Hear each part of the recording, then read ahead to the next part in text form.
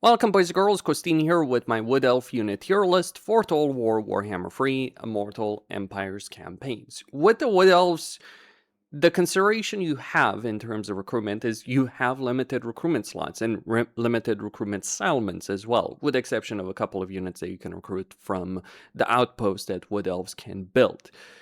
But between the limitations of settlements and recruitment slots, you're going to be incentivized to focus on certain units that are really good trade-offs. Like, you want to recruit units that will work very well even when outnumbered heavily by the enemy, because Wood Elves may end up fighting heavily outnumbered due to recruitment limitations as well as economic limitations as well. Then we also have to consider the requirements for certain units in terms of being able uh, for you to recruit them in the first place, which is building requirements. And Creative Assembly has been moving away from building requirements in general in Warhammer 3, and this is kind of one of the reasons why Wood Elves could use a bit of an improvement, update, rework in the game. But anyway, we start with Eternal Guard and Eternal Guard with Shield. So Eternal Guard are actually a great unit on their own. Like, if we were to take this unit and put it, say, for High Elves, Dark Elves, Empire, many races, it would be fantastic. Yes, the shielded version does require the S-Ray Forge, and that is an annoying limitation in terms of Wood Elf recruitment. But as a unit, they're very good spearmen units. In fact, as far as low-tier spearmen units go, I would say only Kislevite warriors are probably better, and in some cases, like Eternal Guard, are generally speaking more durable. But here's the downside. Wood Elves don't really want to focus on infantry because their range power is of such a nature that they can decimate the vast majority of opponents before they can close the gap. And with regards to melee capability, they have their monsters to do so. Like, if you're looking at line holders, you have better line holders. If you're looking at damage dealers in melee, you have better damage dealers. If you're looking at the overall playstyle, you either focus on ranged or monsters or a combination of both in a Wood Elf campaign. So Eternal Guard kind of end up being redundant. Again, not a terrible unit, far from it, but then we have to consider the combination of armies. So I would generally not bother with Eternal Guard in any Wood Elf campaign. Again, there's just better units. Like, if you could recruit normally, that would be a bit of a different discussion. I certainly would prefer having these guys over regular Glade Guard from the outpost, but or Dryads. But unfortunately, we do make do with what we have to work with. So that is the situation that does exist for Wood Elves. Then we have Glade Guard with the variant weapons. So let's talk about regular Glade Guard, B-tier unit. As far as Wood Elf units go, like, they're still a really good range units and one of the best early game range units in the game, undeniably so. Like, if you want to recruit something as a Wood Elf, these guys are really good, but they are eclipsed by the fact that we do have Starfire, that we do have the variants. One's armor piercing, one's poison. I'm sure you can tell which one is which. So the poison version is basically a regular Glade Guard with poison attack, so they're going to debuff the enemy, which is pretty important for hit and run attacks for the Wood Elves. And then the armor piercing version gives you long-term flexibility in a campaign. That said, the reason I'm not going to rank Glade Guards higher is because you do have relatively easy access to better units in a Wood Elf campaigns between the starting tier of settlements as well as how increasing settlement levels work. And also you do need the S-Ray Forge. Otherwise, for other races, I would definitely see these guys as S-tier units, older versions of it. But for Wood Elves, again, you have other options that are better. And those other options are Deepwood Scouts, regular version, and then Deepwood Scouts that have basically volley fire. So these guys are just a better unit, and then these guys are firing in volleys. They used to be a bit more ridiculous, like lower range but higher damage, but now they are better damage, but their range is still fairly considerable. So regular Deepwood Scout, Deepwood Scouts with their special weapons are, in some ways, the highest damage dealing range unit of the Wood Elves. They can even compare with Weight Watchers. And they obviously don't have the same limitations in terms of, tier requirements. Like, for Wood Elves, it's a thing of getting to tier 3 is very quick. Very easy, very fast, very quick, no problem. Getting to tier 4, it can be a bit of an issue. Getting to tier 5 is it takes a long time. It takes a long time for every race, but it's the construction time that you're going to have to wait for, and then building slots and all that. So that's one of the reasons, in effect, if you're playing a Wood Elf campaign, a combination of Glade Guard with their special weapon versions, or just even Poison if you don't want to go with Asteroid Forge and Deepwood Scouts, can pretty much defeat anyone that stands in your path and range. The only factions that defeat you are the ones that close the gap so quickly enough or have such high levels of durability that you may want to use melee units. But yeah, then you have Weight Watchers in not in every way the ultimate range unit of the Wood Elves, but definitely in terms of range capability, just also surprisingly enough, just flexibility on the battlefield when you're talking about it. Yeah, shockingly enough, Wood Elves are great at range fights, not only because their range units do a lot of damage, but there's a number of factors to consider. So there's their mobility, firing while moving, and then I have to say, Wood Elf settlements in general, trees, outposts, whatever, they're kind of some of the hardest to attack because the layout is such a nature that it benefits the Wood Elves greatly on a defensive scale. They're most of the time with sieges, I've made this point many times in my videos, sieges for the most part are easier battles than field battles. But the Wood Elf settlement battles are in effect field battles with a battle layout and some towers that the defender can put up that greatly benefit the Wood Elf defenders, especially with Weight Watchers or Deepwood Scouts. Then we have Wood Elf Infantry, Asteroid Spear, and Asteroid Spears. So these guys, I'm going to say they're F tier. So having light infantry units is not great in general. Unless you're Kisavai Warriors, but Kisavai Warriors are phenomenal because they do a high level of damage and they actually have a decent level of durability. Whereas the Wood Elf Infantry, much of the Wood Elf Infantry, and we can Wildwood Scouts as well, they can do some decent level of damage, but they lack the survivability, and they also don't mesh well with the playstyle that Wood Elves have. If you're looking to recruit melee infantry as the Wood Elves, or melee units in general as the Wood Elves, what are you really looking for?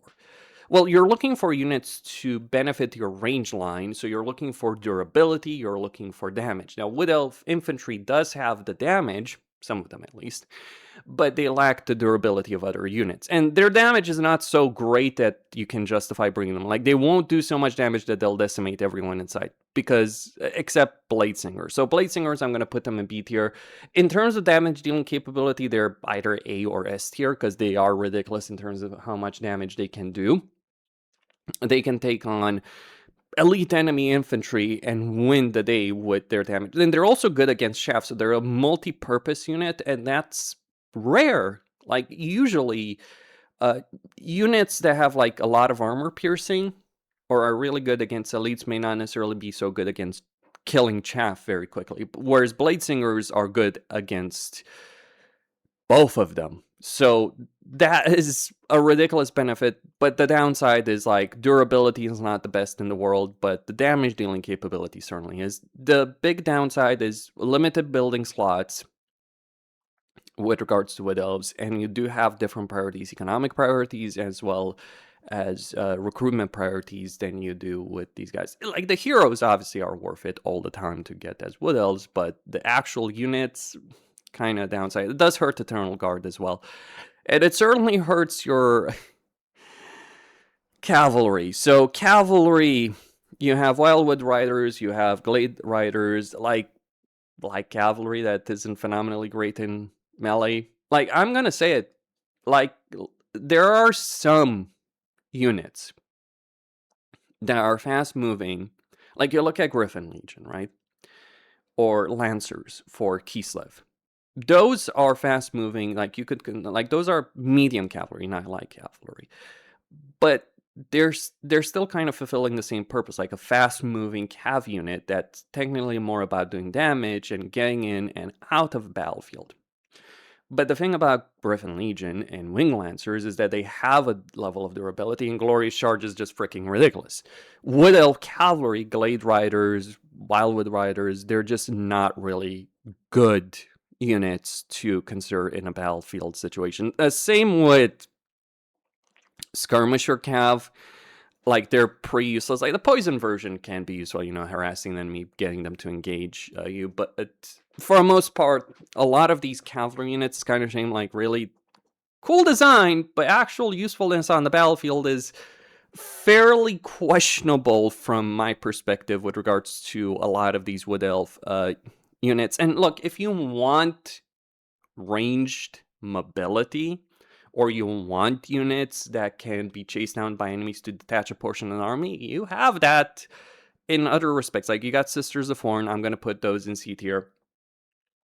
Again, not a great unit from a combat perspective. The damage dealing capability can leave something to be desired. Yes, they have other benefits in a battle that they can bring, but even so, one, you have a better option for that ranged skirmish capability. Two, you lack durability. Three, it's annoying to recruit them. So from that perspective, they can be useful sometimes to harass the enemy, but let me put it like this. If you want a unit that's good at that role, you have fucking Hawk Riders. And it's like, these guys are way above. Like, they can fly. Obviously, they have range capability, and Sisters of Twilight give them a freaking cruise missile. The capability of flying range units is ridiculous. And look, Hawk Riders may not necessarily be as good in some cases as ground-based units in terms of their damage dealing capability, sure. But the flexibility that they bring with flying, harassing the enemy, getting a portion of the enemy army to detach and follow them, is just an incredible feat of arms. And that's the reason Hawk Riders are great. Like, they're one of those units that you definitely want to recruit during the course of a campaign, even if you're not playing the Sisters of Twilight, simply because they give you that kind of battlefield flexibility that you would lack otherwise. And it can be important having flying range capability. Never mind the fact that you can land with flying units. Keep that in mind. That is something like, oh, here's a skirmisher cav unit. Yeah, here's one that's flying, is just genuinely a better unit as a result of simply the fact that it's flying. And that's the thing about these guys compared to the range cavalry units that the Wood Elves have. There is one available that's really good, and in general can be worth recruiting, and it ain't any of these guys. So that's the case for Wood Elves. Hawks, so they're not eagles, right?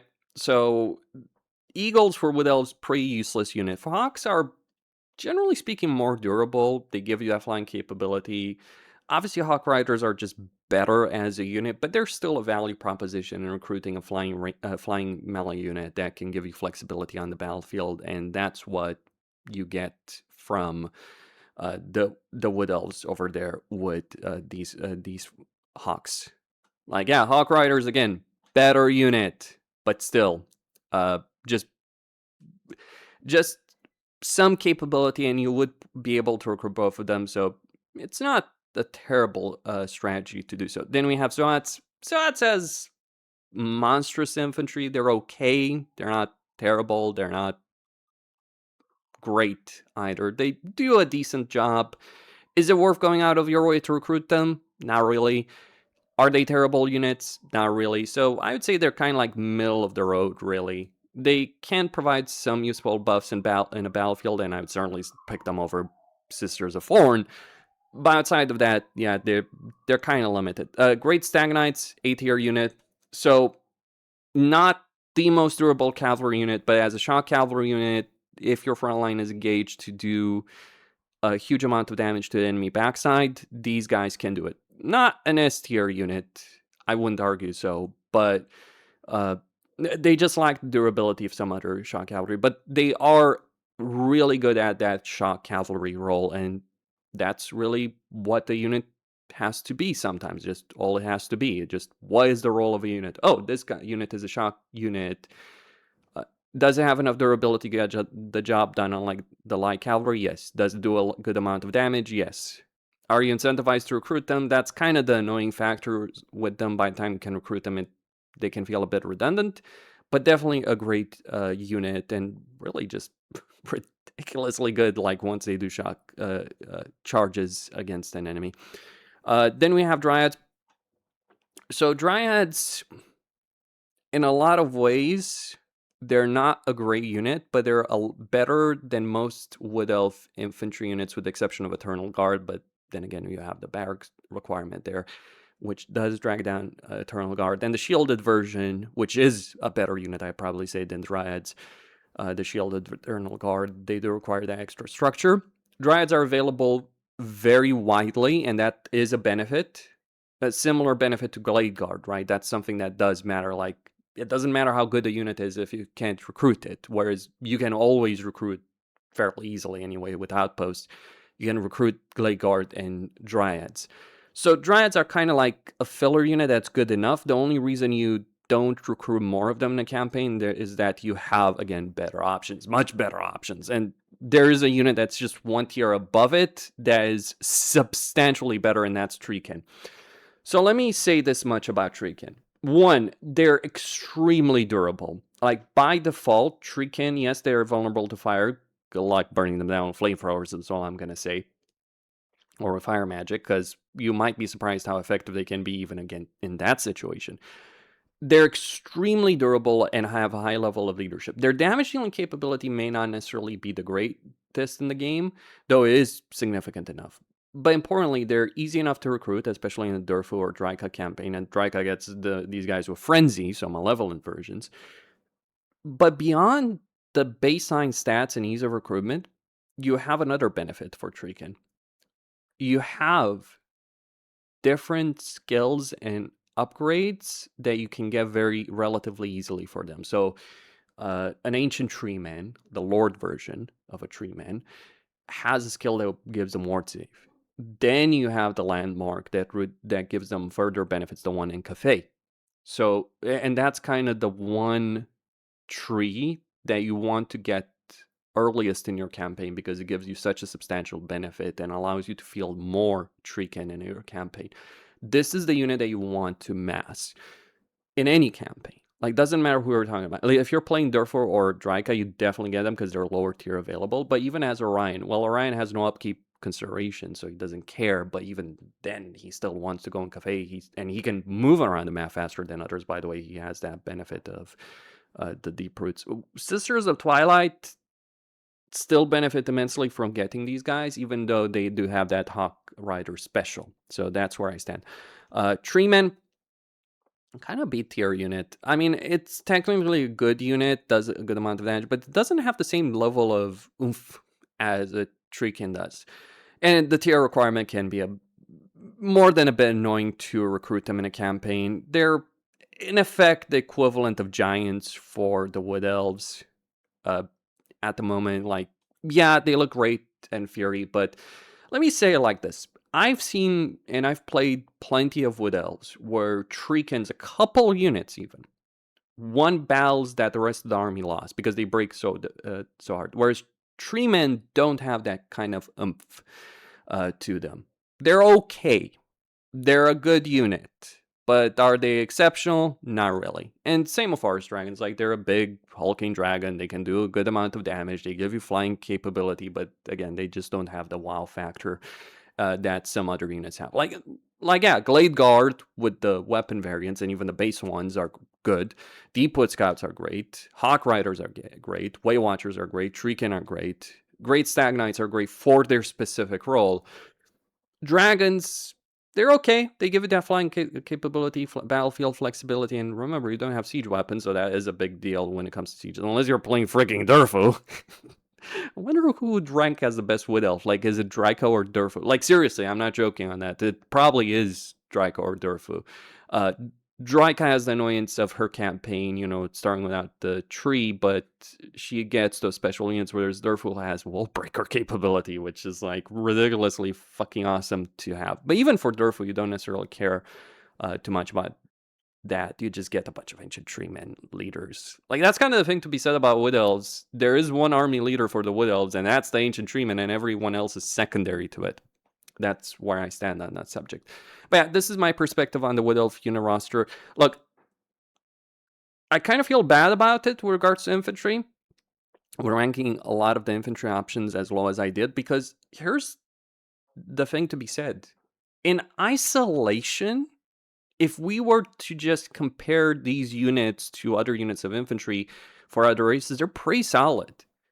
Compared to how useless rangers are for high elves, for instance, or how empire spearmen or men-at-arms for Bretonnia are, these guys are far freaking better. They're even better than high elf spearmen, which is saying a lot.